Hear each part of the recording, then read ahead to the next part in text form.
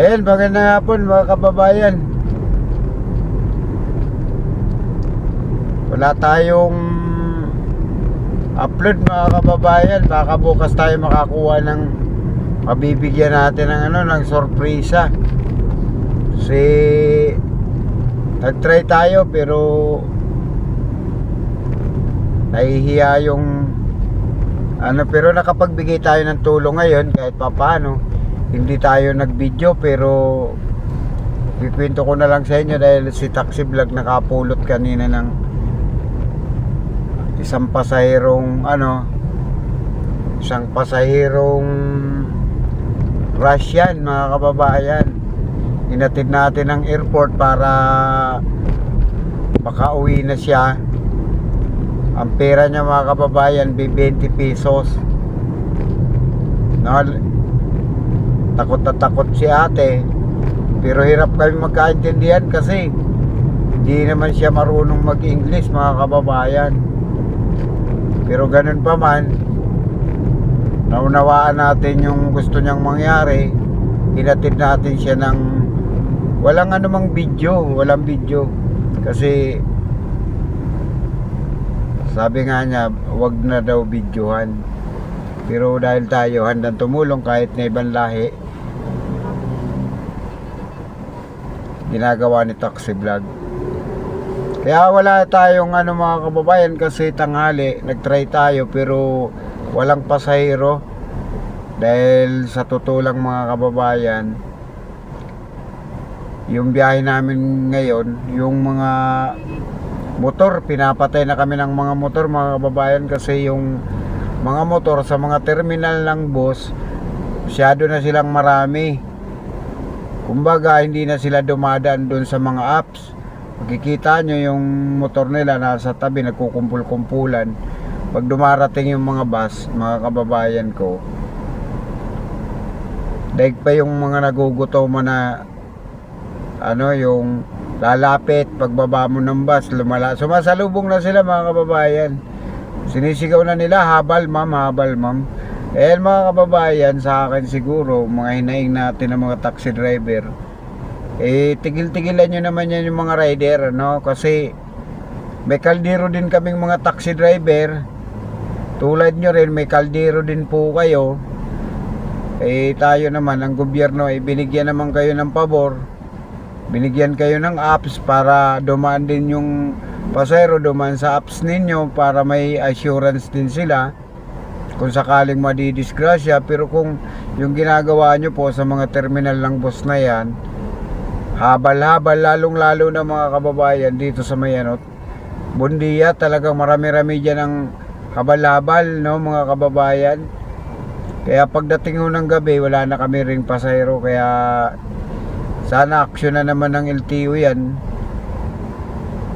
Wag lang po kayo palaging magpalaki ng bayag diyan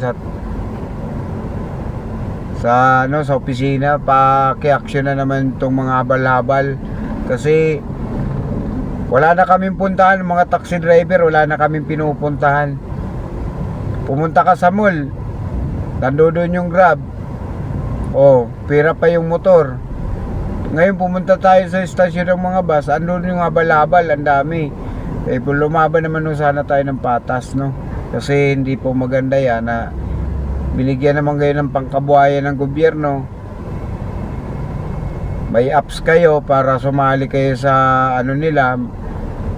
Pwede kayong pumick-up ng pasaherong galing sa apps ninyo.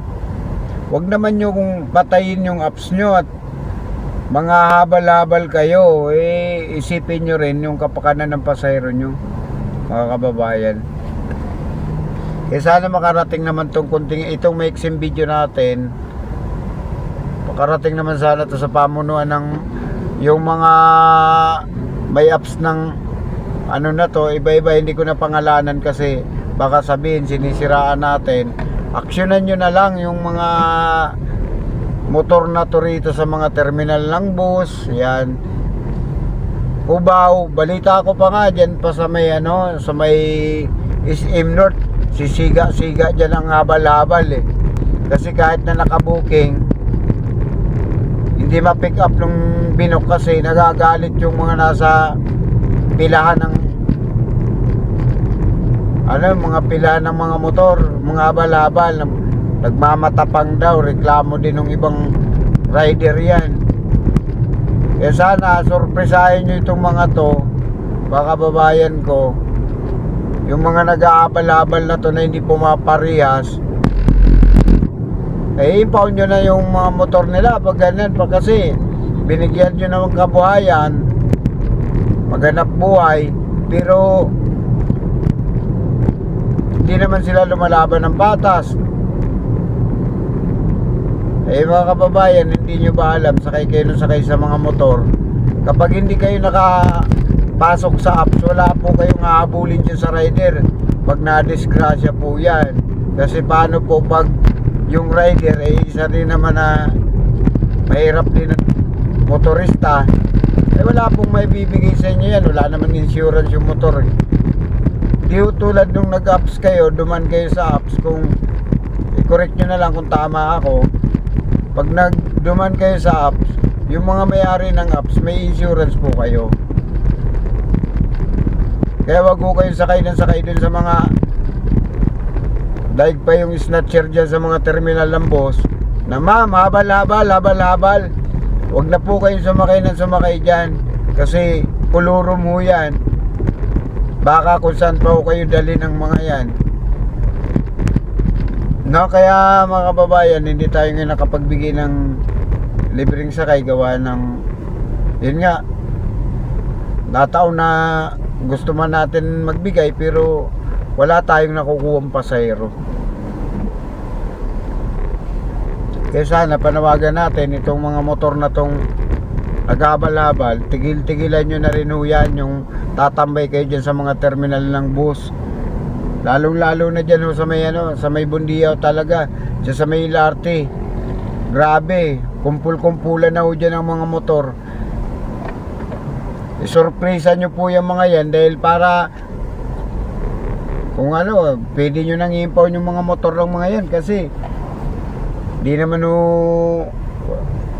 wala naman silang linya nangungulurum lang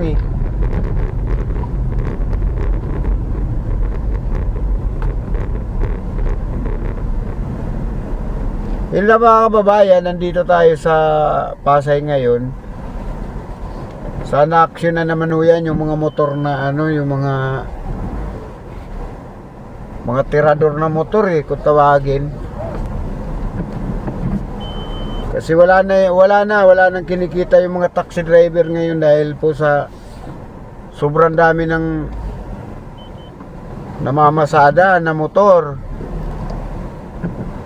Kasi mas marami pa yung nag-aabal-abal kaysa dun sa mga dumadaan sa apps.